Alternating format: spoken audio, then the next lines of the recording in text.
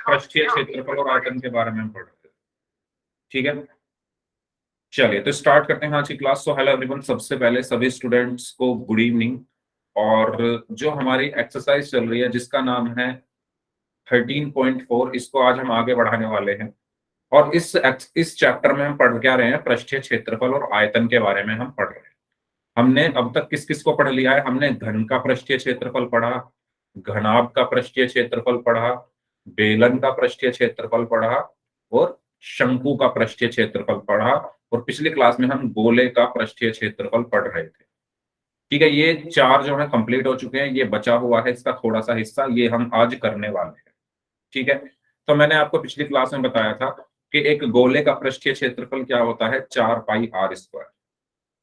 अब गोले में संपूर्ण पृष्ठ हो चाहे वक्र पृष्ठ हो, उसका क्षेत्रफल हमेशा क्या रहेगा, 4πr²। ठीक है, गोले में चाहे संपूर्ण पृष्ठ हो, मैंने आपको पिछली क्लास में बताया था कि इसका चाहे संपूर्ण पृष्ठ हो चाहे इसका वक्र पृष्ठ हो, ये दोनों आपस में बराबर होते हैं और इसका फॉर्मूला क्या होता है, 4πr²। ठीक है, गुड इवनिंग वंदना। इसका फॉर्मूला क्या होता है, चाहे संपूर्ण पृष्ठ बोल दो चाहे वक्र पृष्ठ बोल दो, दोनों एक ही बात है, 4πr²। सिर्फ गोले में, शंकु में ऐसा नहीं होता था। शंकु का वक्र पृष्ठ अलग होता था, संपूर्ण पृष्ठ अलग होता था। बेलन का वक्र पृष्ठ अलग होता था, संपूर्ण पृष्ठ अलग होता था।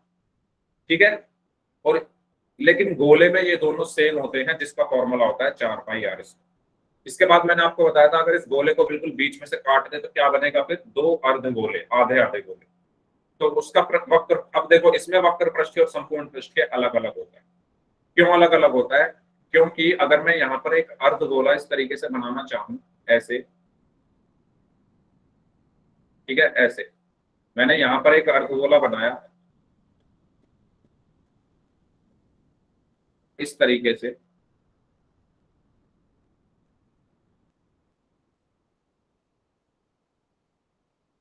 तो अगर इसको थोड़ा और बड़ा बना,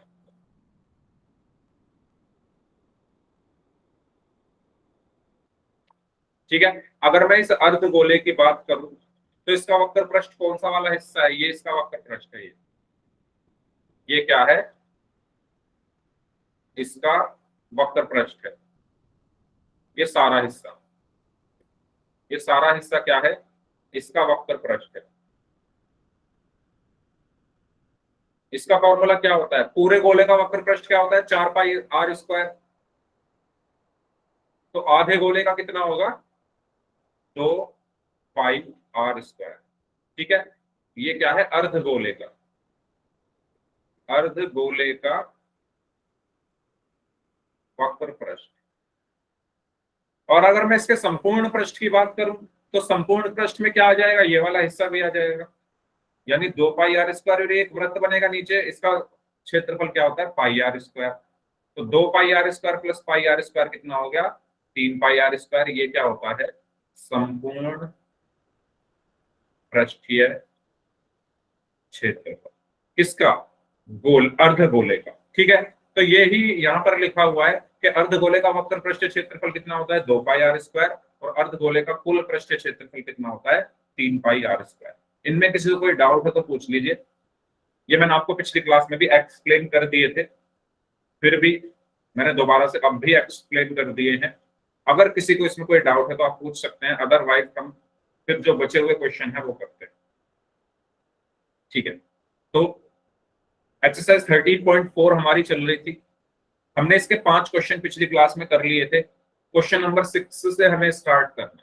क्वेश्चन नंबर 6 करिए, क्या बोला गया है, उस गोले की त्रिज्या ज्ञात कीजिए। आपको क्या निकालनी है, एक गोले की त्रिज्या निकालनी है जिसका पृष्ठीय क्षेत्रफल, यानी जिसका पृष्ठीय क्षेत्रफल कितना है, 154 सेंटीमीटर स्क्वायर है। तो आपको क्या करना है, एक गोला है जिसका पृष्ठीय क्षेत्रफल 154 सेंटीमीटर स्क्वायर है, तो आपको उसकी क्या बतानी है, आपको बताना है कि उसकी त्रिज्या r कितनी होगी। सभी लोग सॉल्व करें इस क्वेश्चन, कैसे करेंगे। एक गोला है जिसका पृष्ठीय क्षेत्रफल आपको यहां पर 100,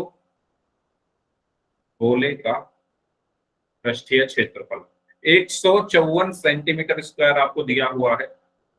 उस गोले की त्रिज्या कितनी होगी? सभी स्टूडेंट्स इस क्वेश्चन को सॉल्व करें और चैट बॉक्स में आंसर देंगे। बताइए क्या क्या आंसर आए आप लोगों के, नोटबुक में करना है सभी को। सुहानी का आंसर आया है 3.5 सेंटीमीटर।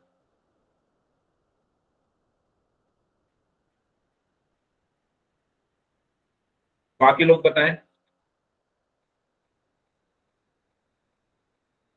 कितना आंसर आया बाकी लोगों का।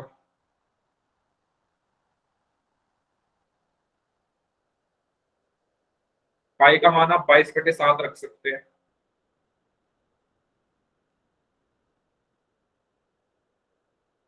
हाँ जी, निकिता का आंसर भी 3.5 आया है। मोहम्मद आफ्ताब 3.5, प्राची 3.5, शुभम 3.5। बाकी स्टूडेंट्स बताइए क्या आंसर आए आप लोगों के। एक गोला है जिसका पृष्ठीय क्षेत्रफल 154 सेंटीमीटर स्क्वायर है, आपको उसकी त्रिज्या निकालनी है। ऐसे क्वेश्चन एग्जाम में आते हैं भाई, मैं साथ के साथ बताता जा रहा हूं आपको, जैसे जो क्वेश्चन एग्जाम में पूछे जाते हैं, जिस टाइप के क्वेश्चन एग्जाम में आते हैं उसी मैं साथ साथ बताता जा रहा हूं। ये ऐसे क्वेश्चन आते हैं एग्जाम में, तो ध्यान से इसको समझेंगे। देखिए, हमें एक चीज पता है, हमने अभी पढ़ा कि गोले का पृष्ठीय क्षेत्रफल क्या होता है। गोले का पृष्ठीय क्षेत्रफल कितना होता है? बराबर 4 पाई r²। ठीक है, एक गोला है जिसका पृष्ठीय क्षेत्रफल कितना होता है? 4 पाई r²। ये भी गोले का पृष्ठीय क्षेत्रफल है, ये भी गोले का पृष्ठीय क्षेत्रफल है। इसको मैं बोल देता हूं कथन एक, इसको मैंने बोला ये है कथन एक, इसको मैंने बोला ये है कथन दो। तो मैं ये लिखूंगा कथन एक और दो की तुलना करने पर, कथन एक और दो की तुलना करने पर। तो तुलना करने पर आपको क्या दिख रहा है? आपको साफ साफ दिख रहा है कि ये भी पृष्ठीय क्षेत्रफल है, ये भी पृष्ठीय क्षेत्रफल है, तो दोनों आपस में बराबर होंगे। यानी 4 पाई r² किसके बराबर होगा? 154 के। ये बात आपको क्लियर हुई या नहीं? 4 पाई r² किसके बराबर होगा? 154 के, क्योंकि ये दोनों ही पृष्ठीय क्षेत्रफल है। तो यहां से अब इसको सॉल्व कर लेते हैं हम। तो 4 गुणा पाई का मान 22/7 रखेंगे, गुणा r² हमें निकालना है बराबर 154। तो r² बराबर 7 उधर चला जाएगा, 154 गुणा 7/4 गुणा 22। ठीक है, अब ये 7 बार कट जाएगा, 22 से कम 22, 22 सत्ते 154 होते हैं। ठीक है, अब 7 गुणा 7 कितना हुआ? r² बराबर 7 गुणा 7/4, 7 गुणा 7 49/4। अब r कितना आएगा यहां से? जब मैं यहाँ पर r निकालूंगा, यहां से स्क्वायर हटाऊंगा तो दूसरी तरफ स्क्वायर रूट चला जाएगा, 49/4। ये सबको क्लियर हुआ? जब मैंने यहां से स्क्वायर हटाया, r² कितना था? 49/4। मैंने आपको बताया था वर्ग और वर्गमूल में जैसे ही मैं स्क्वायर हटाऊंगा, यहां मैंने स्क्वायर हटा दिया तो दूसरी तरफ क्या लगा दूंगा? Under root. दूसरी तरफ क्या बन जाता है? स्क्वायर जाकर अंडर रूट। तो ये स्क्वायर इस तरफ जाकर क्या बन गया? Under root. ठीक है, अब r बराबर कितना आएगा? 49 का वर्गमूल कितना होता है? 7। ठीक है, और 4 का वर्गमूल कितना होता है? 2। 49 का वर्गमूल अंडर रूट 49 कितना होता है? 7 ही तो होता है। और अंडर रूट 4 कितना होता है? 2 होता है। इसके बाद इनको हम डिवाइड करेंगे यहां पर, तो r is equal to 3.5, 3.5 centimetre. ये हमारा आंसर होगा। ठीक है, तो काफी बच्चों ने आंसर सही दिया था। बताइए कोई डाउट हो इस क्वेश्चन में तो पूछ सकते हो आप लोग। अगर किसी को कोई डाउट है इस क्वेश्चन में तो आप पूछ सकते हैं। आसान क्वेश्चन था, ऐसे क्वेश्चन पूछे जाते हैं 2 नंबर में। ठीक है, और कभी कभी इसमें मतलब 2-3 चीज और ऐड कर देगा। इसमें आपसे पूछ पूछ लेगा त्रिज्या क्या है, पहला पार्ट। दूसरे पार्ट में पूछ लेगा आयतन क्या है। तीसरे पार्ट में पूछ लेगा संपूर्ण पृष्ठीय क्षेत्रफल क्या है, और वो 5 नंबर का क्वेश्चन बन जाता है। ठीक है, मैं आपको अभी दिखा भी दूंगा। एक बार ऐसा क्वेश्चन पूछा गया है गोले का, 2018 का पेपर है, उसमें आप देख सकते हैं। ठीक है, बताइए इस क्वेश्चन में क्या कहा गया था अयान। इस क्वेश्चन में कहा गया था कि एक गोले की त्रिज्या निकालनी है, यानी आर निकालना है, अगर उसका पृष्ठीय क्षेत्रफल 154 सेंटीमीटर स्क्वायर है। तो हमें पता है कि गोले का पृष्ठीय क्षेत्रफल कितना होता है, 4 पाई r स्क्वायर। ठीक है, ये भी गोले का पृष्ठीय क्षेत्रफल है 154। 4 पाई r स्क्वायर भी गोले का पृष्ठीय क्षेत्रफल है। ये दोनों के दोनों क्या हैं, एक ही तो बात है, क्योंकि ये भी पृष्ठीय क्षेत्रफल है गोले का, ये भी पृष्ठीय क्षेत्रफल है, यानी ये दोनों बराबर होंगे। यानी 154 और 4 पाई r स्क्वायर को मैंने बराबर रख दिया। 4 ऐसे का ऐसे ही, पाई की जगह 22/7 गुना r स्क्वायर बराबर 154। r स्क्वायर यही रहा, 7 इधर भाग में है तो दूसरी तरफ गुणा में चला गया, 154 गुणा 7। 22 गुणा 4 इस तरफ गुणा में है तो इस तरफ भाग में चले गए, 4 गुणा 22। 22 से कम 22, 22 सत्ते 154। तो r स्क्वायर बराबर 7 गुणा 7/4। 7 गुणा 7 49/4। यहां से मुझे r चाहिए, तो मुझे ये स्क्वायर हटाना पड़ेगा, और जैसे ही मैं ये स्क्वायर हटाऊंगा तो दूसरी तरफ अंडर रूट लग जाएगा। ये जो स्क्वायर है ये इस तरफ जाकर अंडर रूट बन गया। उसके बाद 49 का जो वर्गमूल होता है वो 7 होता है, तो 7 लिख दिया, बटे 4 का वर्गमूल 2 होता है तो 2 लिख दिया। 7 को 2 से भाग करोगे, 7 को 2 से भाग करोगे तो 2 तिया 6, 7 में से 6 गया 1, अब 0 आ गई मेरी तरफ से, यहां पर 0.2 पंजे 10। तो त्रिज्या कितनी आई, 3.5 सेंटीमीटर। बताइए, क्लियर, क्लियर ये क्वेश्चन सभी को। चलिए नेक्स्ट, क्वेश्चन नंबर 7 करते हैं।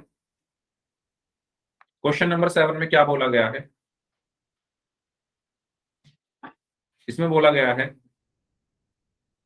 कि चंद्रमा का व्यास पृथ्वी के व्यास का लगभग 1/4 है, इन दोनों के पृष्ठीय क्षेत्रफलों का अनुपात ज्ञात कीजिए।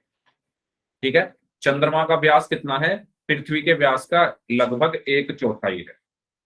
तो हमें किसका दिया हुआ है, हमें चंद्रमा का पता है ना, हमें पता किसका है, चंद्रमा का कितना है, 1/4 है। चंद्रमा का व्यास पृथ्वी के व्यास का 1/4 है। तो किसका व्यास हमें पता है, चंद्रमा का, किसका नहीं पता, पृथ्वी का। तो मैं मान लेता हूं, माना माना जो पृथ्वी का व्यास है, जो पृथ्वी का व्यास है वो d है। ठीक है, मैंने मान लिया कि पृथ्वी का व्यास कितना है, d है। तो पृथ्वी की त्रिज्या कितनी हो जाएगी, अच्छा इसको बाद में करते हैं, पहले इसी को करते हैं। मैंने मान लिया पृथ्वी का व्यास कितना है, d है। चंद्रमा का कितना हो जाएगा बताओ, अतः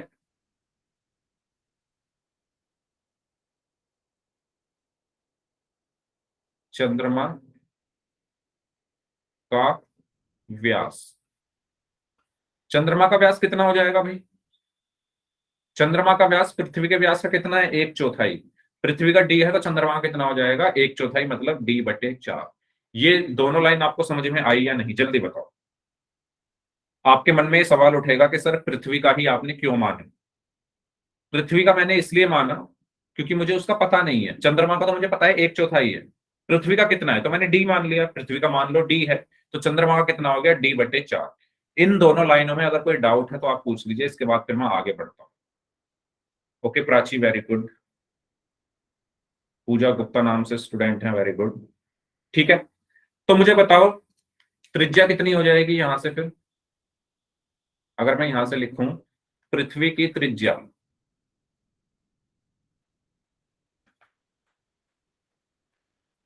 पृथ्वी की त्रिज्या, त्रिज्या कितनी हो जाएगी, व्यास की आधी यानी d/2। ठीक है, और चंद्रमा की त्रिज्या कितनी हो जाएगी, चंद्रमा की त्रिज्या यानी इसकी आधी d/4 गुणा 1/2 यानी d/8। आधा करने का मतलब क्या होता है कि 1/2 की गुणा होती है। आधा करने का मतलब क्या है, मैं क्या कर रहा हूं, त्रिज्या आधी होती है, आधे का मतलब क्या है कि डी में 1/2 की गुणा हो गई तो d/2 हो गया। इसकी त्रिज्या कितनी होगी, d/4 की आधी, आधी का मतलब क्या होता है 1/2 की गुणा कर देना। तो d/4 में 1/2 की गुणा हो गई, तो d की 1 में होगी तो d, 4 की 2 में होगी तो 8। तो ये क्या आ गई, ये रेडियस आ गई आपकी पृथ्वी की, और ये रेडियस यानी त्रिज्या आ गई आपकी चंद्रमा की। कोई डाउट, कोई डाउट किसी का?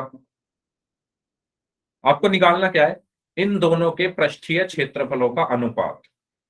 तो पृष्ठीय क्षेत्रफल का फॉर्मूला क्या होता है, पहले मैं निकाल लेता हूं यहां पर पृथ्वी का पृष्ठीय क्षेत्रफल। तो पृथ्वी का पृष्ठीय क्षेत्रफल कितना होगा, फॉर्मूला क्या होता है, पृथ्वी कैसी है, गोले के आकार की है, वैसे तो अंडाकार होती है ना पृथ्वी, लेकिन यहां पर हम क्योंकि क्वेश्चन में बोला हुआ है तो हम यहां पर वही मानकर चलेंगे। तो 4 पाई r², ठीक है, तो बराबर 4 गुना, अच्छा एक काम करते हैं, ये सब नहीं रखते क्योंकि हमें अनुपात निकालना है ना। तो r कितना है, 4 पाई, त्रिज्या कितनी है इसकी, d/2, पृथ्वी की त्रिज्या कितनी है, d/2 का होल स्क्वायर। तो यहां से ये कितना आया, यहां से ये कितना आया, इतना ही रखते हैं, ठीक है, इतना ही रखते हैं। ऐसे ही अब मैं निकाल लेता हूं चंद्रमा का पृष्ठीय क्षेत्रफल, चंद्रमा का पृष्ठीय क्षेत्रफल, ये भी यही होगा 4 पाई r², लेकिन r कितना है इसका, d/8, तो d/8 का होल स्क्वायर। मुझे क्या चाहिए, इनका अनुपात, मुझे क्या चाहिए, इनका अनुपात। तो अनुपात कितना होगा, इन दोनों को मैं आपस में भाग कर दूंगा। तो 4 पाई d/2 का होल स्क्वायर बटे 4 पाई d/8 का होल स्क्वायर। तो 4 पाई से 4 पाई कट गया, कितना बचा, d/2 का होल स्क्वायर बटे d/8 का होल स्क्वायर। ठीक है, इनको सॉल्व कर लेंगे हम। इसको सॉल्व कैसे करेंगे, d/2 के होल स्क्वायर का मतलब क्या है, d²/4, और d/8 के होल स्क्वायर का मतलब क्या है, d²/64। भाग करना मैंने आपको सिखाया था भिन्नों को, मैंने कहा था कि मान लो जैसे ये भिन्न है, d²/4 एक भिन्न है, इसको भाग करना है किससे, d²/64 से। याद करो मैंने भिन्नों को भाग भाग करना सिखाया था। मैंने कहा था पहला तो ऐसे का ऐसे ही रहता है, d²/4 तो ऐसे का ऐसा ही रहेगा, भाग की जगह गुणा हो जाएगा, और इसका हम क्या कर देते हैं, व्युत्क्रम निकाल देते हैं। व्युत्क्रम का मतलब अंश जो है वो हर, और हर जो है वो अंश, यानी ये हो जाएगा उल्टा 64/d²। याद आया, याद आया, ये मैंने आपको फर्स्ट चैप्टर में पढ़ाया। ठीक है, भाग कैसे करते हैं भिन्नों को याद करो, मैंने बताया था पहला ऐसे का ऐसे ही रहता है, भाग की जगह गुणा, और दूसरे जो है भिन्न उसका व्युत्क्रम हो जाता है, तो इसका व्युत्क्रम हो गया 64 ऊपर d² नीचे। ठीक है, तो d² से d² कट गया, तो कितना बचा यहाँ पर, 64/4, और इसको जब आप भाग करोगे तो आपका आया 16/1 या 16:1। कुछ बच्चों का आंसर 1:16 आया होगा, वो भी ठीक है। उन्होंने क्या किया होगा, उन्होंने मैंने देखो पृथ्वी जो है ना उसको ऊपर रखा है, जो पृथ्वी का पृष्ठीय क्षेत्रफल है उसको मैंने ऊपर रखा है। जिन्होंने चंद्रमा का पृष्ठीय क्षेत्रफल ऊपर रखा होगा उनका आंसर 1:16 आया होगा। ठीक है, तो ये दोनों ही सही है, क्योंकि क्वेश्चन में ये नहीं बोला गया कि आपको ऊपर किसको रखना है, क्वेश्चन में सिर्फ ये बोला गया है कि अनुपात बताओ। तो आप किसी को भी ऊपर किसी को भी नीचे रख सकते हो, 1:16 या 16:1, दोनों आंसर सही है। लेकिन अगर क्वेश्चन में ये बोला जाता कि अनुपात बताओ पृथ्वी के पृष्ठीय क्षेत्रफल का चंद्रमा के पृष्ठीय क्षेत्रफल से, अगर क्वेश्चन में ये बोला जाता कि पृथ्वी के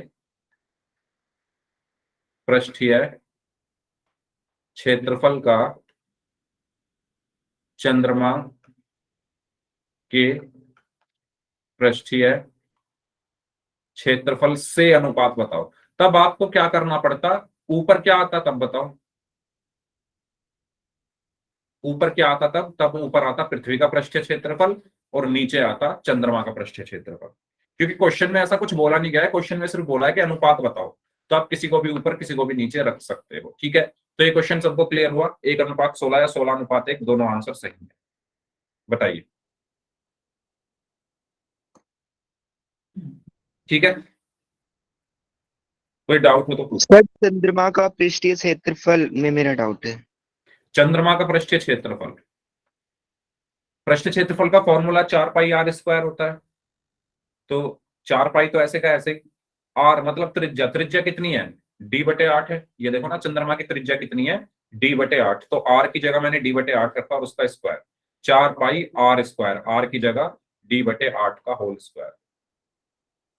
ठीक है, हुआ क्लियर डाउट या और आगे बताऊं? क्लियर है संजीव? Yes sir. ठीक है, तो मैंने इन दोनों में आर की जगह, देखो जब पृथ्वी का निकाला था तो आर की जगह ये रखी थी पृथ्वी की त्रिज्या, जब चंद्रमा का निकाला था तो आर की जगह चंद्रमा की त्रिज्या रखी, इनको सॉल्व किया, भाग किया और आपको आपका आंसर मिल जाएगा। ठीक है, नेक्स्ट क्वेश्चन, क्वेश्चन नंबर 8। एक अर्ध गोलाकार कटोरा 0.25 सेंटीमीटर मोटी स्टील से बना है। इस कटोरे की आंतरिक त्रिज्या 5 सेंटीमीटर है। कटोरे के बाहरी वक्र पृष्ठ का क्षेत्रफल ज्ञात कीजिए। करिए, इस क्वेश्चन को कैसे करेंगे। एक ये कटोरा है यार, कटोरा भी पता नहीं बने कैसे बन रहा है। ठीक है, अर्ध गोलाकार है, मेरी ड्राइंग बहुत खराब है। ठीक है, इसको मान लो एक कटोरा है, क्या बोला गया है, ये बना हुआ है 0.25 मोटी स्टील से, तो मान लो ये हो गई मोटाई, है ना। एक और लाइन यहां पर खींच देते हैं।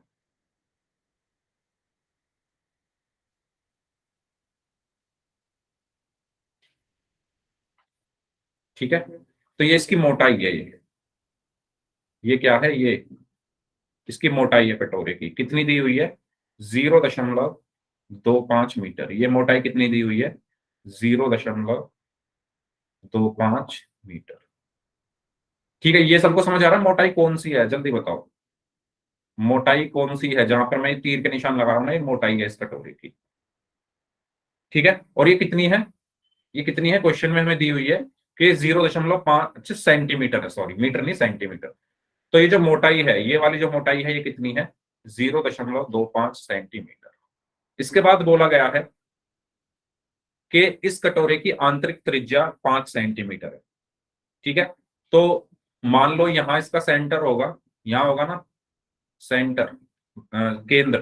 तो जो त्रिज्या है, तो जो त्रिज्या है, मान लो ये इसकी त्रिज्या है, ये देखो, अर्धगोला कैसे बनता है, क्योंकि मैं आपको ये बता देता हूं, मान लो ये वृत्त है, इसका केंद्र यहां होगा, इसका केंद्र यहां होगा। अब मैं इस वृत्त को आधा कर रहा हूं, आधा करने से मतलब ये है कि मैं इसको अर्धवृत्त बना रहा हूं। यहां से मैंने इसको आधा कर दिया, तो इसका केंद्र कहां है, देखो अर्धवृत्त का केंद्र कहां है, बिल्कुल इसके सीध में आ रहा है ना, ये वही वाला केंद्र है, ये वृत्त का केंद्र है। अब वृत्त जिसको मैंने आधा कर दिया, तो केंद्र थोड़ी ना बदलेगा, केंद्र तो यही रहेगा, सेंटर तो यही रहेगा ना। जल्दी बताओ, वृत्त हो या अर्धवृत्त हो, उसका सेंटर तो यही रहेगा। जब आप वो लेते हो कंपास, उसमें पेंसिल लगाते हो और जब उससे एक पूरा वृत्त बनाते हो और जब उससे अर्धवृत्त बनाओगे उसी वृत्त का, तो सेंटर तो सेम रहेगा दोनों का। और वो सेंटर कहाँ आएगा, बीच में आएगा। ये जो सेंटर है ये बीच में आ रहा है, तो ठीक यहाँ पर भी ये एक अर्धवृत्त है, तो इसका सेंटर मैंने यहाँ लिया है। तो ये समझ में आया मैंने केंद्र यहाँ क्यों लिया है, यहाँ क्यों नहीं लिया, यहाँ क्यों नहीं लिया, यहाँ क्यों नहीं लिया, क्योंकि ये अर्धवृत्त है। अगर ये पूरा होता तब भी केंद्र यही होता। ठीक है, तो अब त्रिज्या दी हुई है हमें, हमें दिया क्या हुआ है, त्रिज्या। तो त्रिज्या कहां से कहां तक होती है, केंद्र से परिधि तक। तो केंद्र से लेकर यहां तक क्या है, ये त्रिज्या है, और ये कितनी दी हुई है, 5 सेंटीमीटर। तो समझ में आया, ये डायग्राम सबको समझ में आया, जो मैंने आकृति, जो मैंने फिगर बनाई है, फिगर सबको क्लियर है, जल्दी बताओ। ठीक है, चलो, तो आपको निकालना क्या है, कटोरे का बाहरी वक्र पृष्ठीय क्षेत्रफल, यानी बाहर का क्षेत्रफल, बाहर, क्योंकि इसमें देखो मोटाई है ना, इसमें इसमें क्या है, मोटाई है। तो एक क्षेत्रफल तो अंदर जो ये वक्र पृष्ठ है इसका होगा, एक क्षेत्रफल तो ये जो अंदर की तरफ वक्र पृष्ठ है इसका होगा। लेकिन हमें कौन सा निकालना है, बाहर वाला, मतलब ये वाला निकालना है, ये जो बाहर की तरफ है लाइन, ये जो बाहर की तरफ लाइन है, इसका हमें क्या निकालना है, वक्र पृष्ठ। तो वक्र पृष्ठ का फॉर्मूला क्या होता है, वक्र पृष्ठ का फॉर्मूला क्या होता है, 2 पाई r² होता है। अर्धगोले का या हेमिस्फेयर का जो वक्र पृष्ठ होता है वो कितना होता है, 2 पाई r²। ठीक है, आर क्या होती है, त्रिज्या। तो बताओ त्रिज्या कितनी है इसकी, त्रिज्या कितनी होगी बाहरी वाले की, मतलब अगर मैं बाहर वाला वक्र पृष्ठ निकालूं तो त्रिज्या कितनी लूंगा, जल्दी बताओ। अगर मैं बाहर वाला को ले रहा हूं तो त्रिज्या कितनी लूंगा, 5 तो यहां से यहां तक है, इस यहां तक, 5 कहां से कहां तक है, इस बिंदु, इस केंद्र से लेकर आंतरिक तक, और 0.25 इससे आगे है मोटाई, तो कुल त्रिज्या कितनी हो गई, बात समझ में आ रही है। मुझे बाहरी निकालना है, कौन सा क्षेत्रफल निकालना है, बाहरी। तो त्रिज्या भी ये बोल लूंगा ना जो इसको टच कर रही हो, त्रिज्या भी कौन सा लूंगा, जो बाहरी लाइन को टच कर रही हो। तो बाहरी लाइन को कहां से कहां तक टच होगा, यहां से लेकर यहां तक, यहां तक तो 5 सेंटीमीटर है, आंतरिक है ना, आंतरिक आंतरिक को ही टच करेगी, यहां से यहां तक 5 है, बाहरी कितनी है 0.25, तो कुल त्रिज्या कितनी हो गई, बाहरी त्रिज्या बोलूंगा या मैं, कुल त्रिज्या नहीं, तो बाहरी त्रिज्या कितनी हो गई, इन दोनों का जोड़, 5 प्लस 0. अच्छा ये मीटर सेंटीमीटर एक बार देख लेते हैं, दोनों दोनों सेंटीमीटर में ही है। 5 प्लस 0.25 यानी 5.25 सेंटीमीटर, ये आपके पास त्रिज्या आ गई। बताओ ये कोई डाउट है इसमें, यहां तक कोई डाउट, यहां तक कोई डाउट हो तो पूछ लो। मैंने ये क्यों जोड़ा, ये सबको क्लियर हुआ, 5 में मैंने इसको क्यों जोड़ा, क्योंकि मुझे बाहरी वक्र पृष्ठ निकालना है, और बाहरी वक्र पृष्ठ निकालने के लिए मुझे बाहर वाली त्रिज्या चाहिए। बाहर वाली त्रिज्या से मतलब ये है,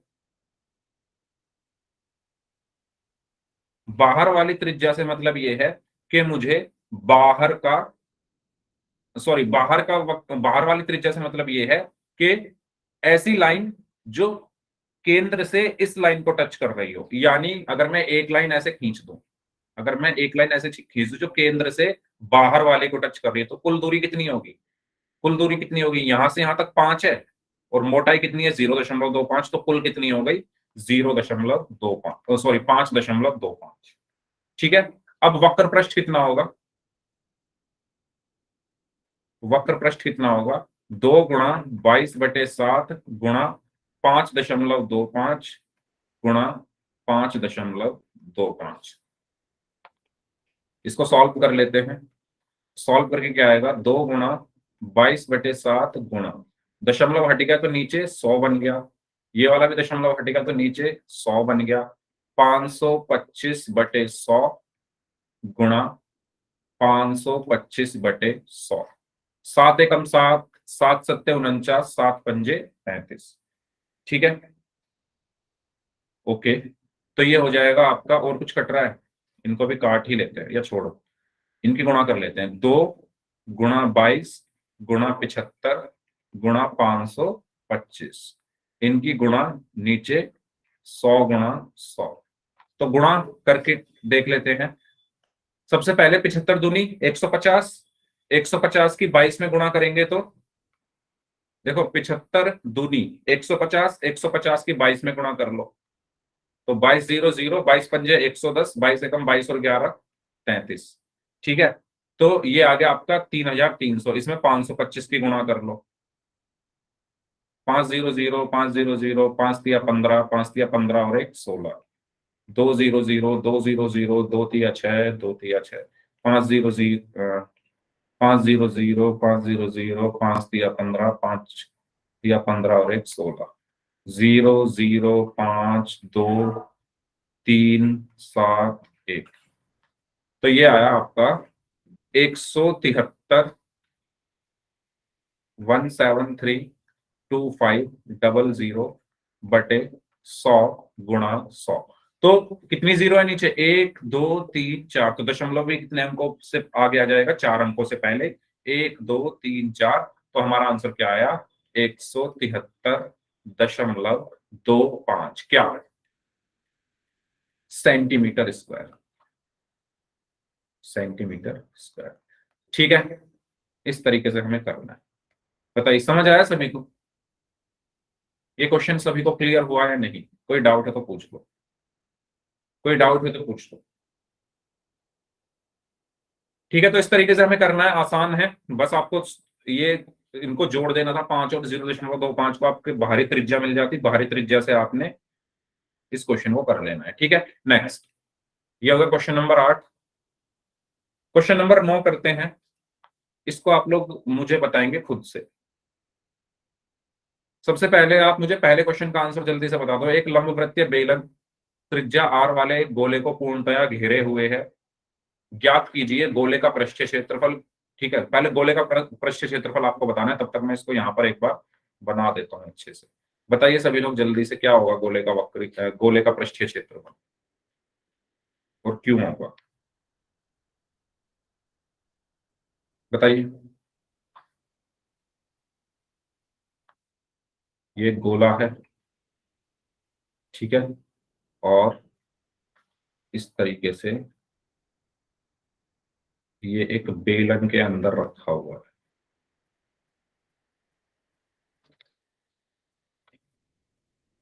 पहले वाले का आंसर बताइए कि गोले का पृष्ठीय क्षेत्रफल क्या होगा?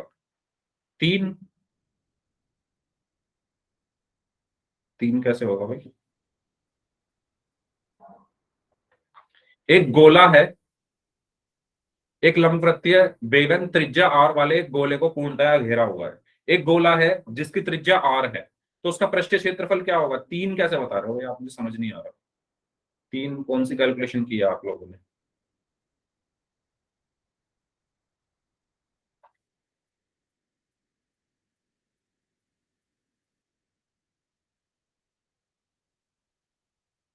हाँ जी, इस तरीके से ये बना हुआ है। ठीक है, बताओ।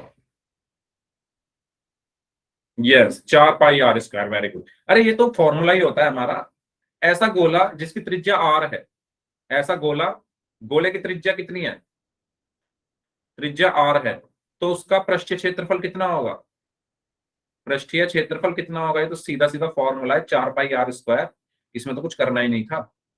आया समझ में? यही तो पूछा है। एक गोला है, ऊपर देखो, एक लंबवृत्तीय बेलन त्रिज्या r वाले एक गोले को, तो गोले की त्रिज्या कितनी है? r, तो उसका पृष्ठीय क्षेत्रफल कितना होगा? 4 पाई r स्क्वायर। कुछ डाउट है इसमें? डाउट आना नहीं चाहिए, फॉर्मूला है सीधा। बताइए, बताइए। ठीक है, सेकंड सेकंड क्वेश्चन बताइए। सेकंड क्वेश्चन का आंसर बताना है, बेलन का वक्र पृष्ठीय क्षेत्रफल क्या होगा? बेलन का वक्र पृष्ठीय क्षेत्रफल क्या होगा? देखो, इस गोले की त्रिज्या है, मान लो ये इसका केंद्र है, तो ये r है। ठीक है, ये है r, और ये भी कितनी होगी? r। ऊपर वाले भी r है और नीचे वाले भी r है। ये केंद्र है। ठीक है, हाँ जी। सेकंड वाले का आंसर बताइए। बेलन का वक्र पृष्ठीय क्षेत्रफल क्या होता है? बेलन का फॉर्मूला तो पता है आपको, वक्र पृष्ठ क्या होता है बेलन का? 2 पाई r h होता है ना? यही होता है। ठीक है, 2 गुणा, अच्छा पाई को पाई ही रहने देते हैं, 2 पाई, r को r ही रहने देते हैं। मुझे बताओ इसकी ऊंचाई कितनी है बेलन की? r तो यहां से यहां तक, r तो ये हो गई और r ये हो गई, तो ऊंचाई कितनी हो गई टोटल? अरे एक बेलन के अंदर अगर मैं एक गोला रख दूं, एक डब्बा है बेलनाकार, ऐसे मान के चलो, एक डब्बा है बेलनाकार, जैसे चीनी का डब्बा हो गया या फिर नमक का या कैसा भी, एक डब्बा ले लो, उसके अंदर एक गोला रख दो और उस डब्बे को ऊपर से बंद कर दो, तो उस डब्बे की ऊंचाई कितनी होगी? उस डब्बे की ऊंचाई कितनी होगी? जितनी गोले की होगी। और गोले की कितनी होगी? गोला क्योंकि ऊपर तक आ रहा है ना, उसमें टच कर रहा है ढक्कन को, तो गोले की कितनी होगी? r और r, 2r। तो बेलन की भी ऊंचाई कितनी होगी? 2r। तो h की जगह कितना आ जाएगा? 2r। 2 की 2 में गुणा कर दो 4 पाई, r की r में गुणा कर दो 4 पाई r स्क्वायर। ये आंसर हो गया। बताओ, समझ आया है? दोबारा बताऊं, ये गोला रखा हुआ है ना चित्र में, देख लो आप, ये जो आकृति दी हुई है इसमें ये गोला रखा हुआ है यहां पर। तो देखो r तो ये हो गई और r ही ये हो गई, तो r और r, 2r, टोटल ऊंचाई कितनी हो गई? 2r। ठीक है, टोटल ऊंचाई कितनी हो गई? 2r। अब इसमें मतलब ये गोले का मान लो केंद्र है, तो ये r है इसकी त्रिज्या, ये r है इसकी त्रिज्या, तो ऊंचाई भी तो यही होगी, r प्लस r कितनी? 2r। तो वही रखा है, h की जगह मैंने 2r रख दिया। इसको सॉल्व किया तो 4 पाई r स्क्वायर। थर्ड क्वेश्चन का आंसर बताइए, ऊपर फर्स्ट और सेकंड के प्राप्त क्षेत्रफलों का अनुपात। तो फर्स्ट वाले का क्षेत्रफल क्या आया था? फर्स्ट वाले का क्षेत्रफल क्या आया था? 4 पाई r स्क्वायर आया था ना। और सेकंड वाले का भी कितना आया है? 4 पाई r स्क्वायर। तो अनुपात कितना होगा? अनुपात कितना होगा इन दोनों को भाग कर दो, 4 पाई r स्क्वायर बटे 4 पाई r स्क्वायर, यानी 1/1, यानी 1:1। ये मेरा आंसर होगा। क्लियर हुआ सभी को? तो थर्ड वाले का आंसर कितना होगा? 1:1। आसान था। ठीक है, तो इसी के साथ ही हमारा गोले का जो कॉन्सेप्ट था पृष्ठीय क्षेत्रफल का, वो यहीं पर खत्म होता है। किसी को कोई डाउट है तो आप अपना डाउट पूछ सकते हैं, अदरवाइज फिर हम बढ़ते हैं आयतन की तरफ कि आयतन कैसे निकालते हैं, आयतन होता क्या है। ठीक है, सबसे पहले हम ये समझें। बताइए। हाँ जी,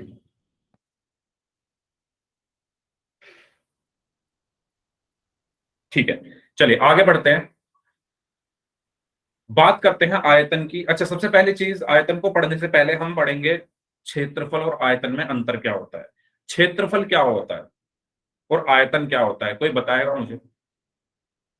क्षेत्रफल में और आयतन में क्या अंतर होता है? हाँ जी, क्षेत्रफल और आयतन।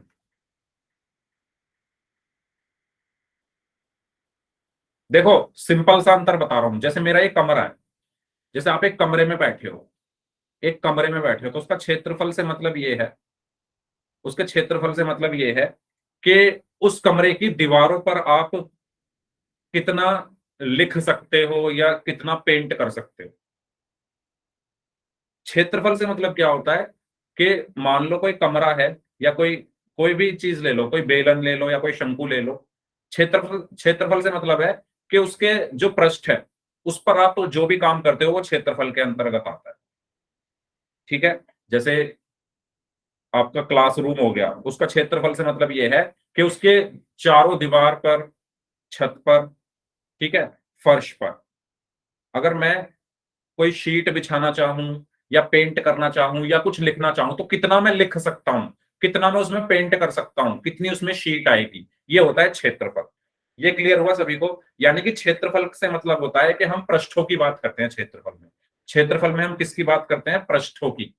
पृष्ठ से मतलब, पृष्ठ से मतलब फलकों की। ठीक है, अगर मैं घन और घनाभ की बात करूं तो उसमें मैं अगर क्षेत्रफल की बात करूंगा तो मैं उसके फलकों की बात कर रहा हूं, उसके पृष्ठों की बात कर रहा हूं, उसके दीवारों की बात कर रहा हूं, फर्श की बात कर रहा हूं, छत की बात कर रहा हूं। और आयतन से मतलब है कि वो कितनी जगह घेरती है कोई चीज, कोई चीज कितनी जगह घेर रही है, वो उसका आयतन है। ठीक है, आयतन में भी दो चीजें होती है, देखो, आयतन में भी दो चीजें होती है। मैंने एक, मान लो ये बेलन लिया, मैंने मान लो एक ये बेलन लिया,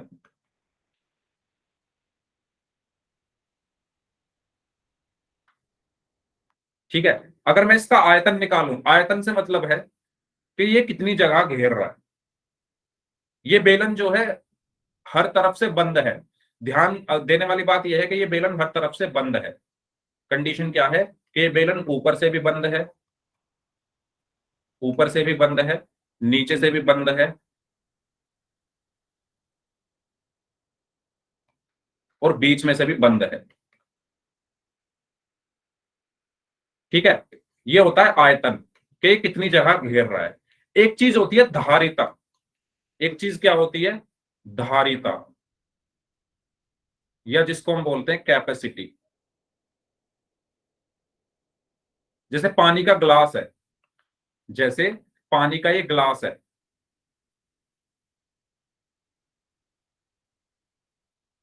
इसकी धारिता क्या होगी, इसमें कितना पानी आ सकता है, इसमें कितना पानी आ सकता है, ये इसकी धारिता है।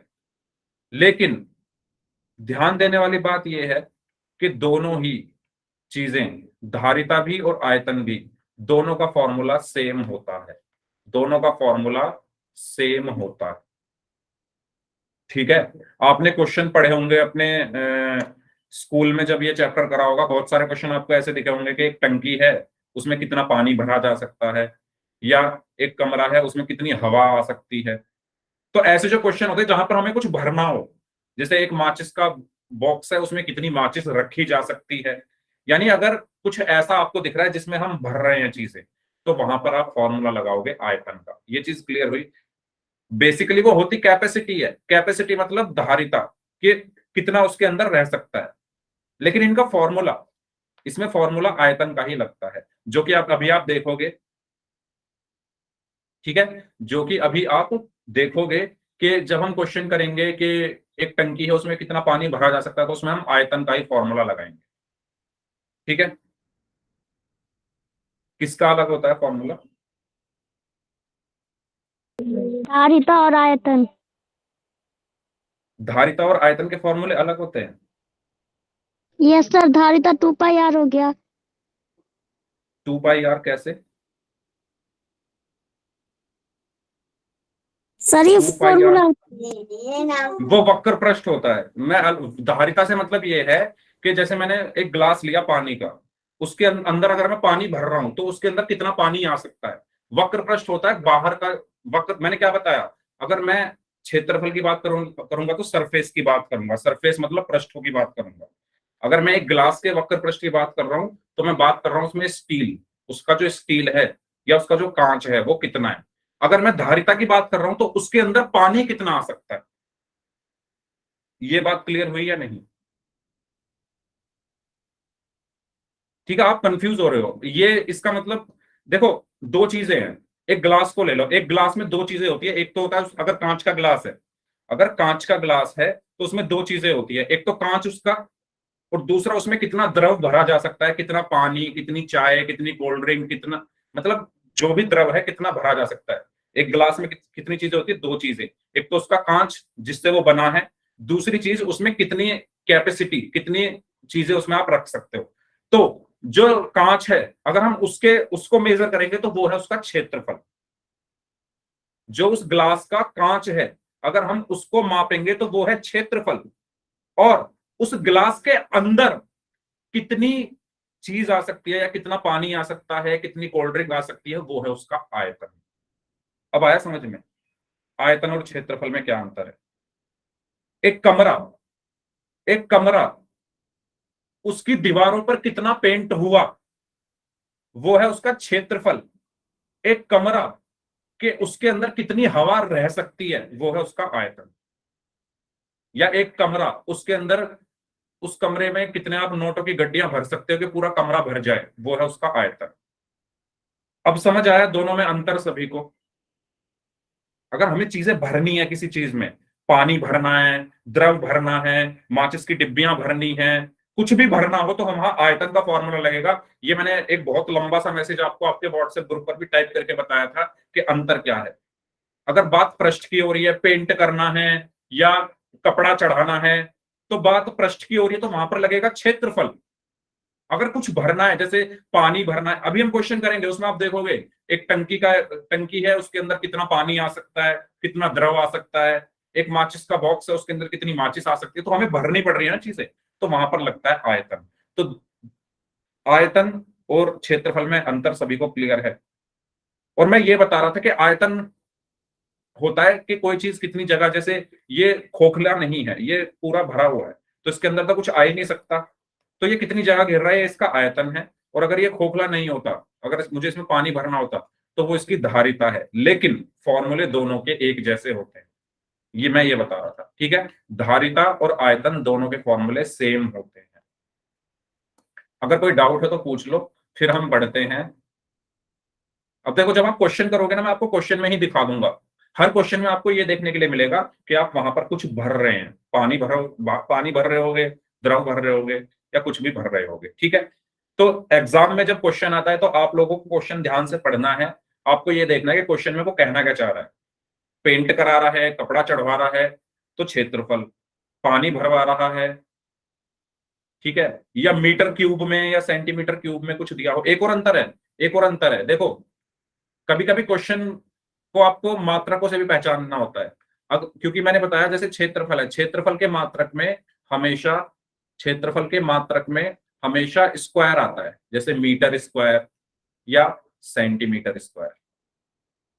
ठीक है, जबकि आयतन के मात्रक में हमेशा क्यूब आता है। आयतन के मात्रक में हमेशा क्यूब आता है, जैसे मीटर का क्यूब या सेंटीमीटर का क्यूब। तो ये जो मात्रक है ना, इनसे भी आपको कभी कभी क्वेश्चन में हेल्प मिल जाती है पहचानने में कि बात किसकी हो रही है।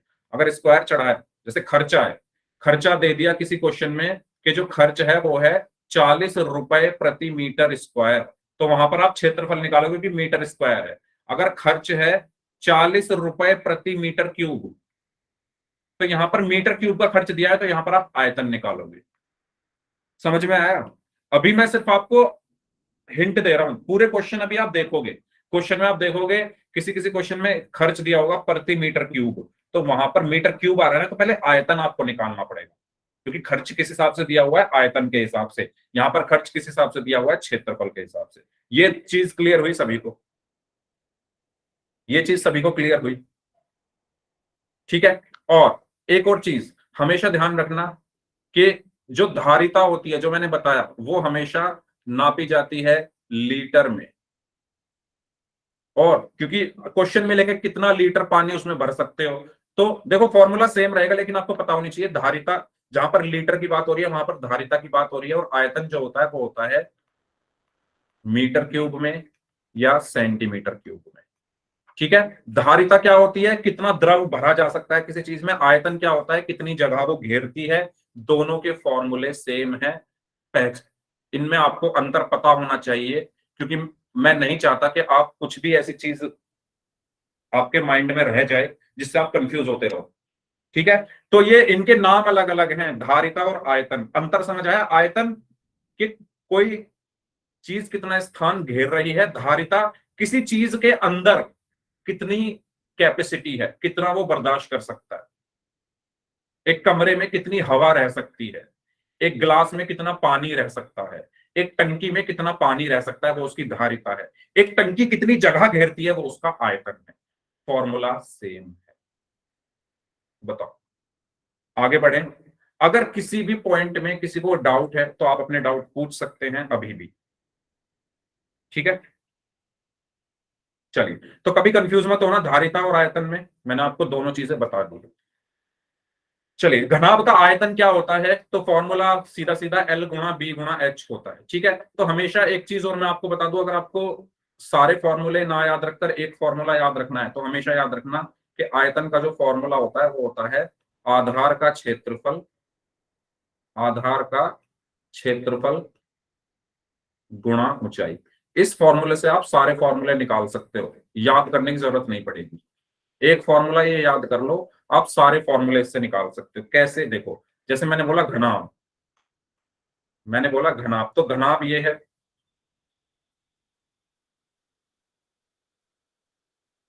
ठीक है, ये घनाभ है। इसका आधार क्या होता है घनाभ का, कोई बताएगा मुझे? घनाभ का आधार क्या होता है भाई? आयत होता है ना, होता है या नहीं होता? अगर ये घनाभ है, इसकी लंबाई अगर L है, इसकी लंबाई L, चौड़ाई H, ऊंचाई चौड़ाई B, ऊंचाई H, इसका आधार, आधार से मतलब ये है, ये नीचे वाली जो ये है, ये आयत बन रहा है ना। हालांकि यह बन नहीं रहा, लेकिन मतलब मैंने ठीक से बनाया नहीं, लेकिन ये है आयत। मैंने आपको बताया था कि आयत की हेल्प से घनाभ बनता है, तो ये आयत है। ठीक है, तो इसका क्षेत्रफल कितना होगा? फॉर्मूला क्या कहता है, आयतन क्या होता है, आधार का क्षेत्रफल। आधार क्या है इसमें, आयत, आयत का क्षेत्रफल कितना होता है, एल गुणा बी। तो यहां पर आप लिख दोगे एल गुणा बी गुणा ऊंचाई, ऊंचाई कितनी है एच, तो एल गुणा बी गुणा एच, यही फॉर्मूला है आयतन का, एल गुणा बी गुणा एच। समझ में आया कैसे निकाला ये मैंने। इससे आयतन का जो फॉर्मूला होता है वो होता है आधार का क्षेत्रफल गुणा ऊंचाई। अगर मैं बात करूं इस पेन का आयतन कितना है, तो इसका जो आधार है उसका क्षेत्रफल निकाल लो, ऊंचाई से गुणा कर दो, आपको पेन का आयतन मिल जाएगा। अगर मैं कहूं ये सेल कितनी जगह घेरेगा, क्योंकि ये खोखला नहीं है तो ये जगह ही घेरेगा, इसके अंदर मैं द्रव तो भर नहीं सकता क्योंकि ये ऊपर से भी बंद है नीचे से भी बंद है। तो इसमें मैं धारिता की बात नहीं करूंगा, इसके आयतन की बात करूंगा। और आयतन मतलब है कितनी जगह घेरेगा, तो कितनी घेरेगा, आधार का क्षेत्रफल गुणा ऊंचाई। आधार का क्षेत्रफल क्या है, वृत्त यानी पाई आर स्क्वायर, और ऊंचाई एच यानी पाई आर स्क्वायर एच, जो आप बेलन में पढ़ते हो। ठीक है, तो बताओ ये सबको क्लियर हुआ, ये सबको क्लियर हुआ, घनाभ का आयतन। ठीक है, ऐसे ही घन का, ऐसे ही मैं घन का निकालता हूं। तो घन में क्या होता है, घन का जो आधार होता है वो क्या होता है, घन का आधार क्या होता है, कोई बताएगा मुझे। घनाभ का तो आधार आयत होता है, घन का आधार क्या होता है, वर्ग, वर्ग ही होता है ना, वर्ग से मिलकर बनता है, इसकी सारी भुजाएं बराबर होती है। तो जो घन होता है उसका जो आधार होता है वो क्या होता है, वर्ग। यानी अगर इसकी लंबाई भी a है, इसकी चौड़ाई भी a है, इसकी ऊंचाई भी a है, तो आयतन कितना होगा इसका, आयतन कितना होगा, आधार का क्षेत्रफल गुणा ऊंचाई।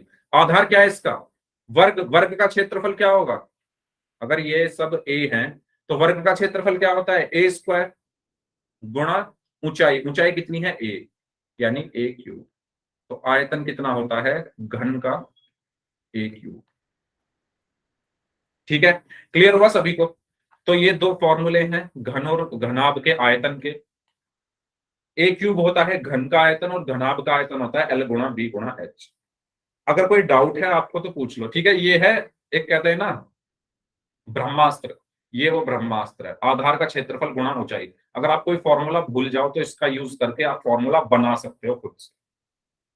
ठीक है, ठीक है, बताइए, कोई डाउट हो तो पूछ लो, फिर क्वेश्चन करते हैं, एक दो क्वेश्चन कर लेते हैं क्योंकि 10 मिनट है अभी। बताइए कोई डाउट है तो। आयतन सबको समझ में आ गया, आयतन क्या होता है। ठीक है, अगर कोई चीज हर तरफ से बंद है तो वो कितनी जगह घेर रही है वो आयतन है, और अगर कोई चीज खुली है तो उसमें कितनी हवा है वो उसका आयतन है। ठीक है, चलिए, माचिस की डिब्बी का माप 4 सेंटीमीटर गुणा 2.5 सेंटीमीटर गुणा 1.5 सेंटीमीटर है। ऐसी 12 डिब्बियों के एक पैकेट का आयतन क्या होगा।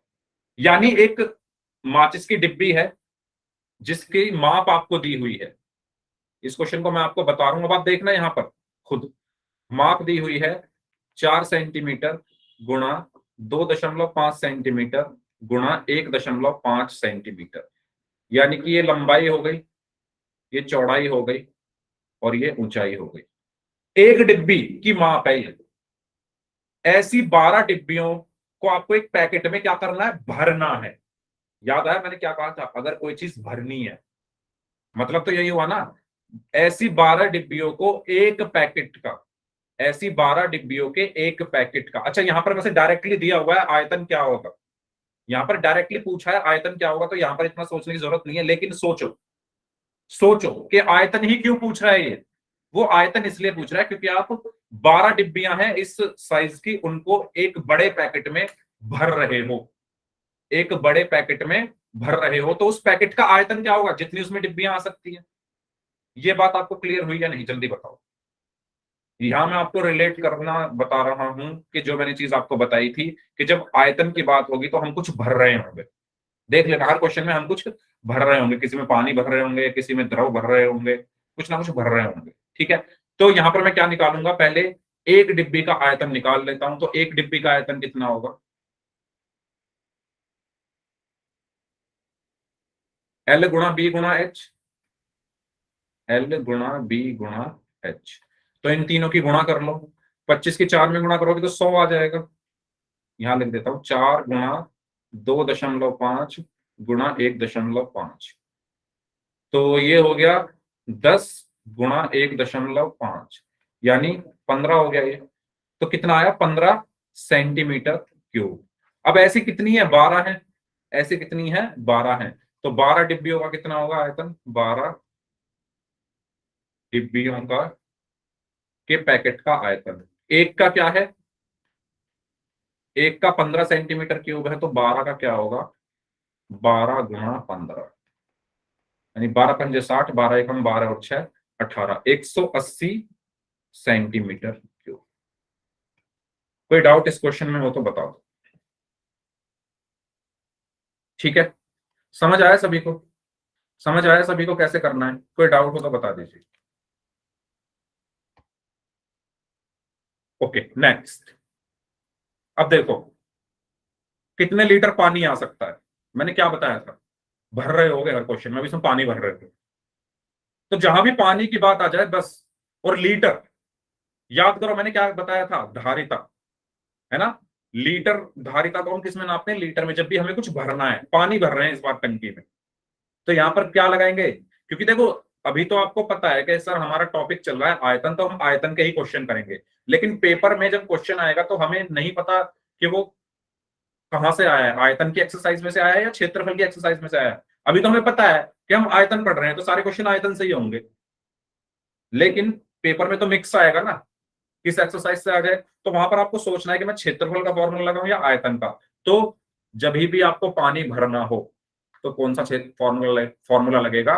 आयतन का। जो मैंने वो व्हाट्सएप पे लंबा सा मैसेज टाइप करके भेजा था ना आपको, उसको पढ़ लेना, उसका स्क्रीनशॉट लेकर रख लेना, बहुत काम आएगा। कभी भी उसको पढ़ लेना, आपको समझ आ जाएगा कि आयतन का फॉर्मूला कब लगाना है और क्षेत्रफल का। मैसेज सबने देखा था? वो मैसेज देखा था वो व्हाट्सएप पे जो मैंने भेजा था? सभी ने देखा था, लेकिन किसी ने कुछ रिएक्ट नहीं किया उस पर। बस पढ़ा भी या नहीं? पढ़ लेना उसको, ठीक है, ध्यान से। तो अब टंकी है घनाभाकार, ठीक है, और उसकी जो लंबाई है एल दिया हुआ है 6 मीटर, चौड़ाई बी दिया हुआ है 5 मीटर, और गहराई यानी एच दी हुई है, ऊंचाई दी हुई है 4.5 मीटर। सिंपल। पूछा गया है कितना पानी उसमें आ सकता है, तो हमें उस टंकी का क्या निकालना है? आयतन या धारिता।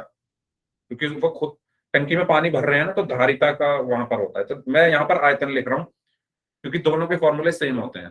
तो मैं क्या निकालूंगा? टंकी का आयतन कितना होगा? घनाभाकार है पानी की टंकी, तो घनाभ का आयतन क्या होता है? एल गुणा बी गुणा एच। तो एल कितना है? 6, बी कितना है? 5, और एच कितना है? 4.5। 6 पंजे 30, 30 गुणा 4.5, 3 पंजे 15, 3 चौक 12 और 1 13। ठीक है, तो ये आ गया 135 मीटर क्यूब। ठीक है, हमसे पूछा गया कितने लीटर पानी आ सकता है। तो देखो, हालांकि इस क्वेश्चन में ये दिया हुआ, इसको याद रखना, पर हो सकता है पेपर में ना दे। 1 मीटर क्यूब में 1000 लीटर होते हैं, इसको याद कर लेना कि 1 मीटर क्यूब में 1000 लीटर होते हैं। जैसे इस क्वेश्चन में दिया हुआ है, किसी किसी क्वेश्चन में ना दे तो, और आपसे सीधा पूछ लेगा लीटर में कितना आएगा, तो आपको ये पता होना चाहिए 1 मीटर क्यूब बराबर 1000 लीटर। तो 1 मीटर क्यूब में कितने लीटर होते हैं? 1000। 1 मीटर क्यूब बराबर 1000 लीटर। क्योंकि मुझे लीटर में आंसर चाहिए, तो 135 मीटर क्यूब में कितना होगा? 135 गुणा 1000, तो ये हो जाएगा 135,000 लीटर। ये मेरा आंसर। ठीक है, तो मैंने 2 क्वेश्चन तो आपको करा दिए हैं इस क्लास में। इससे आगे के क्वेश्चन जो है हम नेक्स्ट क्लास में करेंगे। लेकिन आप खुद से कोशिश जरूर करना है, इन क्वेश्चन को करने की कुछ भी नहीं है, बहुत आसान है। खुद से करोगे आराम से हो जाएंगे, तरीका मैंने आपको बता दिया है। ठीक है, तो इस क्लास को हम यहीं तक रखते हैं। अब जिनके डाउट्स हैं वो लोग अपने डाउट्स पूछ लीजिए, बाकी लोग जा सकते हैं।